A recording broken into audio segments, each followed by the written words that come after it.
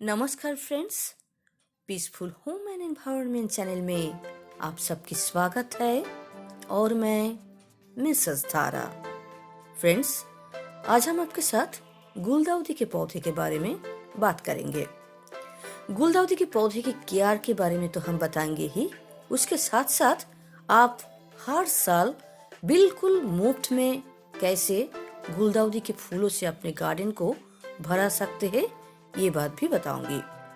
मेरे गार्डन में जितने भी गुलदाउदी के पौधे आप देख रहे हैं, ये सभी पौधे को इस बार मैं बिल्कुल फ्री ऑफ कॉस्ट एकदम मुफ्त में तैयार की हूँ। इस साल मैं एक भी पौधा खरीदी नहीं हूँ। तो मैं कैसे की हूँ, चलिए जान लेते हैं। तो गुलदाउदी का फूल हम लोगों को विंटर सीजन में ही मिलती है, लेकिन हम लोग अगर चाहे तो इस पौधे को साल भर गार्डन में रख सकते हैं। गुलदाउदी के फूल जब खिलने के बाद सूख जाता है तो इस पौधे को आप सेव करके रख दीजिए, और बरसात के पानी से अगर आप बचा लिया तो ये साल भर आपके पास रह जाएगा। और नेक्स्ट सीजन के लिए हम लोग ये जो पुराना पौधा मदर प्लांट हम लोग जो सेव करके रखेंगे, उसी पौधे से हम लोग दोबारा नया नया ढेर सारे पौधे नेक्स्ट सीजन में तैयार कर सकते हैं। तो गुलदाउदी का जो पौधा है, इस पौधे को फूल सूखने के बाद फेंकिएगा नहीं, इसको गार्डन के एक साइड में आप रख दीजिएगा। और बरसात में थोड़ा शेडी एरिया में रखेंगे तो ये पौधा खराब नहीं होगी, और इसी पौधे से आप अगले साल नया नया पौधा बहुत सारे तैयार कर सकते हैं। गुलदाउदी एक ऐसी पौधा है जिस पौधे को अगर आप सही तरह से तैयार कर सकते हैं तो एक एक पौधे से आपको 1200, 1400 या उससे ज्यादा फूल भी मिल सकती है। लेकिन हाँ, इसके लिए गुलदाउदी के पौधे को तैयार करना पड़ता है फरवरी मार्च महीने से। फरवरी या मार्च महीने के समय से अगर कटिंग से आप गुलदाउदी के पौधे की नया पौध तैयार करके देखभाल अगर शुरू कर सकते हैं तो दिसंबर आते आते ये पौधा इतना बड़ा हो जाता है कि एक एक पौधे से 1200, 1400 या 1500 फूल मिलना कोई प्रॉब्लम ही नहीं होती है। तो मैं जो इस साल बिल्कुल फ्री में ये पौधा ग्रो की हूँ, मैं की थी साकर से। साकर मतलब गुलदाउदी के पौधे की मदर प्लांट के नीचे से आप देखिएगा बहुत छोटे छोटे पौधे निकल आते हैं, और हर साकर के साथ रूट होती है।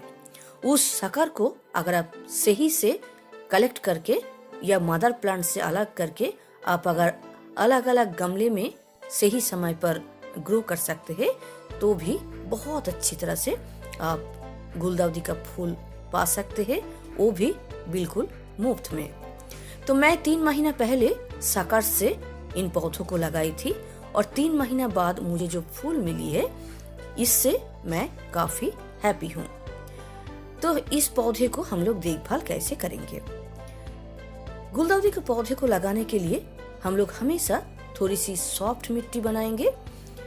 आपके पास अगर दोमट मिट्टी है तो अच्छी बात है, नहीं तो आपके पास जो मिट्टी है वो अगर टाइट मिट्टी है तो आप टाइट मिट्टी के साथ थोड़ी सी रेत मिला सकते हैं, या तो चाहे तो आप थोड़ी सी कोकोपीट मिला सकते हैं। ऐसे आप मिट्टी को पहले दोमट मिट्टी जैसे नरम बना लीजिए।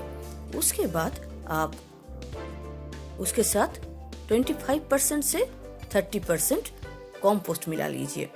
आपके पास जो भी कंपोस्ट है, गोबर की खाद या वर्मी कंपोस्ट, इनको आप मिला लीजिए और इस पौधे को आप लगा दीजिए। हम लोग इस पौधे को बिल्कुल धूप वाले जगह पर रखेंगे। गार्डन के जिस जगह पर अच्छी तरह से धूप आता हो उस जगह पर रखेंगे। शुरुआत में हम लोग जब शुरू करेंगे पौधे को, जब शुरू में लगाएंगे, एकदम छोटा जब रहेगा तब हम लोग सेमी शेड में रख सकते हैं, लेकिन नवंबर महीना आते ही इस पौधे को फुल सनलाइट में रखने की जरूरत होगी। पानी हम लोग हमेशा मिट्टी चेक करके ही डालेंगे। पानी गमले के मिट्टी में ज्यादा भी नहीं होनी चाहिए और बहुत कम भी नहीं होनी चाहिए। पेस्टिसाइड हम लोग नियमित रूप से स्प्रे करेंगे, क्योंकि मिलीबाग या एफिड्स की प्रॉब्लम गुलदाउदी के पौधे में बहुत ज्यादा देखा जाता है। तो इसके लिए आप अगर नियमित रूप से हर हफ्ते नीम ऑयल स्प्रे कर रहे हैं तो अच्छी बात है, और नहीं तो इमिडाक्लोप्रिड 2 ml 1 लीटर पानी में घोल के हर 15 दिन में एक बार अगर स्प्रे करेंगे तो भी आपका पौधा बहुत अच्छा रहेगा, फ्रेश रहेगा। हम लोग गुलदाउदी के पौधे को लगाने के 15 दिन बाद से ही तरल खाद डालना शुरू करेंगे। तरल खाद अगर मस्टर्ड केक तरल खाद है, मस्टर्ड केक की तरल खाद या सब्जी के छिलके की तरल खाद है तो वो आप डाल सकते हैं। हर हफ्ते में आप तरल खाद डालिए। और डीएपी हम लोग जब शुरू में लगाएंगे, उसके बाद पौधा अच्छी तरह से ग्रोथ करे, पौधा बुशी हो, इसलिए अगर छोटे गमले में लगा रहे हैं तो 4-5 दाना डीएपी हर 10 दिन में एक बार आप डाल सकते हैं, और अगर बड़े गमले में लगा रहे हैं तो 8-10 डीएपी के दाना आप 8-10 दिन में एक बार गमले में डाल सकते हैं। और महीने में एक बार हम लोग कंपोस्ट डालेंगे गमले की मिट्टी में, और 7 से 10 दिन के अंतराल में तरल खाद हम लोग कंटिन्यूअसली देते जाएंगे।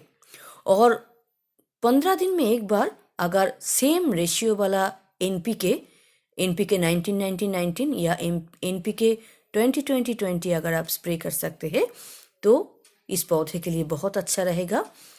बहुत अच्छी रिजल्ट आपको देखने को मिलेगी। बहुत कम समय में ही आपको अच्छे क्वांटिटी में फूल इस पौधे से मिल सकती है।